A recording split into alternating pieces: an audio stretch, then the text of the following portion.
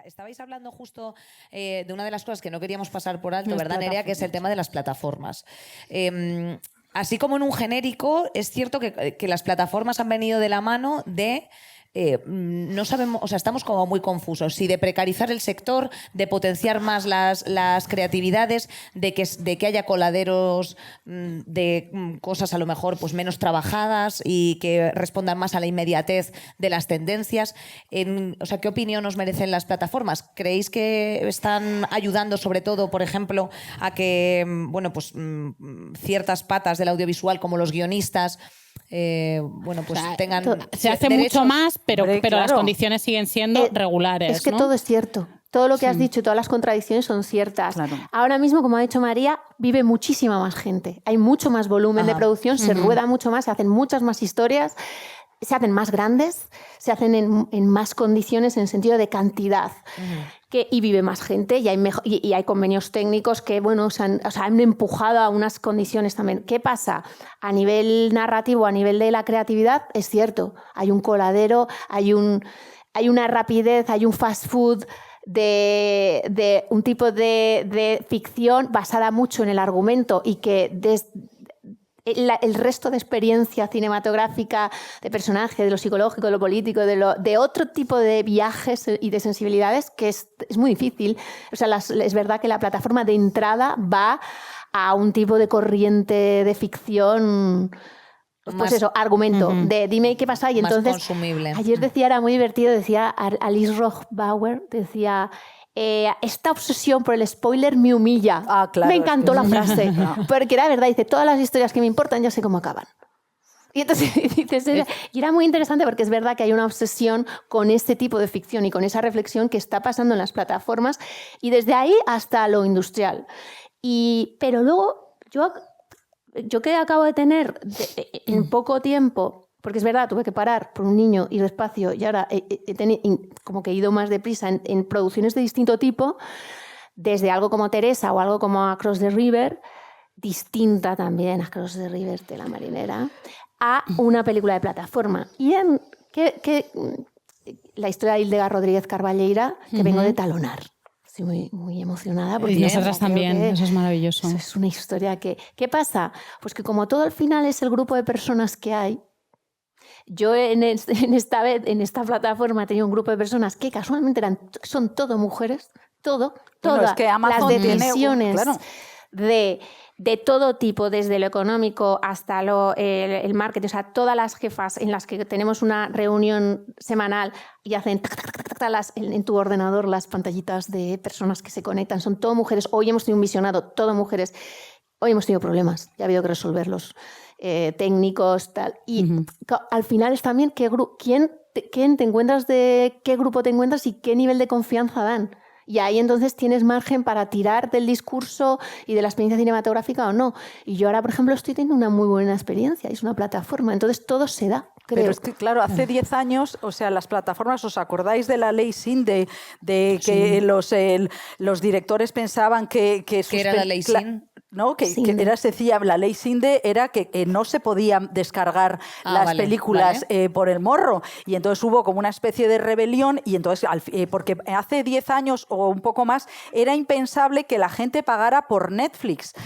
Ahora la gente tiene muchas plataformas. Por cierto, hay una plataforma española que se llama Filmin, que es una plataforma que está cubriendo lo que era el cine de versión original, que ha desaparecido en prácticamente todas las ciudades pequeñas de España. También produce cosas, o sea, que ha sido una respuesta a los grandes supermercados, pero que grandes supermercados como Amazon está financiando la película de Paula. Quiero decir que el audiovisual ha cambiado y no vamos a llorar.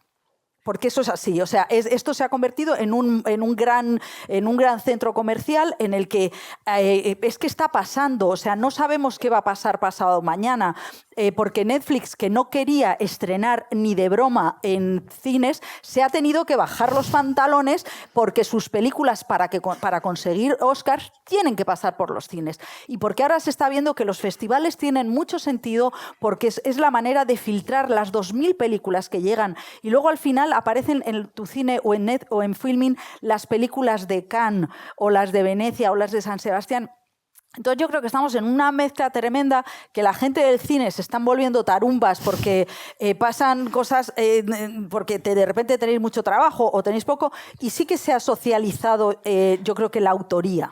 Sí. A lo mejor solamente con el cine la autoría, no el acceso, sí. Quiero decir, bueno, yo que me voy en todo el verano a un pueblo de Teruel de 14 habitantes, me pongo las películas de Cannes. Ahí está la contradicción. Al mismo tiempo son apisonadoras a muchos niveles y también podríamos analizar eso. Claro, eso es lo que también percibo. Y eso es cierto también. Eso también lo percibo, también, claro. Sí. Sigue sirviendo el sello de esta película ha pasado por Cannes, esta película ha pasado por Sitges, ha pasado por San Sebastián o por Venecia, y ese sello lo tenemos en nuestras cabezas, incluso a la gente que no tiene muchísima cultura cinematográfica, pero también, como decías, esto es muy interesante lo del spoiler, porque te presenta los audiovisuales como un objeto consumible. Por eso el spoiler es ya lo he consumido, ya la historia me la sé, con lo cual paso a la siguiente, ¿no? ¿Qué manera de entender el audiovisual, que antes era algo disfrutable y ahora creo que es algo cada vez más consumible y cada vez más rápido?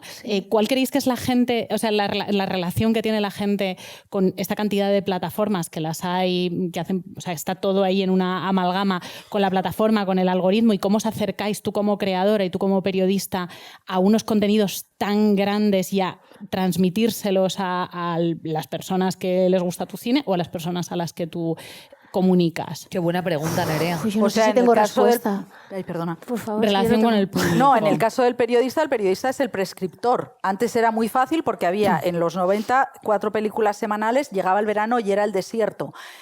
Pero entonces digamos que venían la prescripción de antes eran las grandes de Hollywood y las grandes de los festivales. Ahora ya los prescriptores, con lo de los blogueros en pijama, Film Affinity tiene para algunos espectadores más credibilidad que los críticos tradicionales. Entonces toda esta democratización lo que haces es que la figura del crítico o la crítica tú reposas en ella o en él. Tu criterio. Claro, tu criterio. Dices, ¿qué le gustaría? ¿Qué le gustaría a Bollero? ¿Qué le gustaría a María Guerra? Pues Bollero, ¿te imaginas? No, quiero decirte que, claro, Bollero no, le ponen el play record, le tienen que poner las cosas en su tele, porque no sabrá utilizarlo. Pero que es muy interesante. No, quiero decir, máximo respeto a Carlos, que me parece que es un buen crítico y que él tiene muchísimos lectores suyos, tienen confianza en él. Pues fenomenal. Pero afortunadamente las críticas también, la crítica internet ha volado esos circuitos tan pequeños de opinadores, y entonces ahora todo esto es mucho más democrático, hay voces discordantes y gente que, claro, yo veo muchísimas más series de las que debería, porque es muy perturbador ver tantas cosas. Estaba en un festival un día que ves 3 películas y me viene un chileno, un crítico chileno, y me dice, ¿en qué película había un perro con 3 patas? Y tú dices, joder, son las grandes películas del año. Ni idea. Claro, pero me pasa a mí y os pasa a vosotras y a vosotros, que veis, os pegáis unos maratones matadores. A lo mejor esto tendríamos que pensar si a los artistas os gusta que nos pase esto. No. O sea, como que tu película, o sea, que tú pases por la película, pero la película no pase por ti, porque claro, ya es lo siguiente. Tú estás 8 años, ahí has metido, es que esa es la movida. Pum, claro. Pero a mí también me pasa. Yo hablo en Netflix y veo los cartelitos y hago, Y ayer decía el Mundo Today, que es Mundo Today, pero decía los españoles incapaces de recordar qué serie están viendo. Y era el Mundo Today, pero digo, no, sí, no sé. Y lo hablaba ayer mismo con un amigo y me decía, ¿tú qué estás viendo? Y digo, pues estoy muy cansada haciendo la postproducción y no me acuerdo. Una serie británica que no puedo reproducir el título. Es grave, ¿eh? Pues ayer empecé a ver una que se llama Reindeer, que es de un tío que le acosa una mujer y que luego también le han violado y está bien.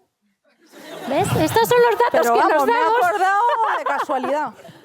Saldremos mejores con Inés Hernán y Nerea Pérez de las Heras. Todos los miércoles en Podium Podcast.